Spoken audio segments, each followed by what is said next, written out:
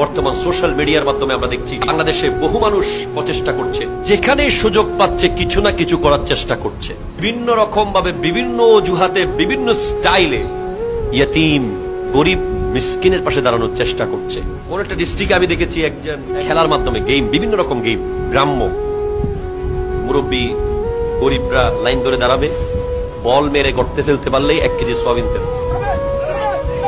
আপনারা দেখেন দেখছেন এই ক্রিকেট আর ফুটবল না খেলে এই খেলা খেললে তো অনেক ভালো, হাজার হাজার গরিবরা লাভবান হচ্ছে। আমি দেখলাম আবার কি জানি পানির উপর দিয়ে হেঁটে গেলে 5 কেজি একটা সোয়াবিন তেলের বোতল। তারপরে এইভাবে বহু রকমের খেলা গ্রামের মধ্যে সে আবিষ্কার করেছে। আমার এই কনসেপ্টটা খুব ভালো লেগেছে। এই কনসেপ্টের মাধ্যমে প্রতিদিন শত শত মানুষের ঘরে চাল ডালের ব্যবস্থা হয়ে যাচ্ছে, সেও লাভবান হচ্ছে। সে হয়তো কোনো অ্যাডের মাধ্যমে বা কোনো স্পন্সরের মাধ্যমে সেগুলো পাচ্ছে।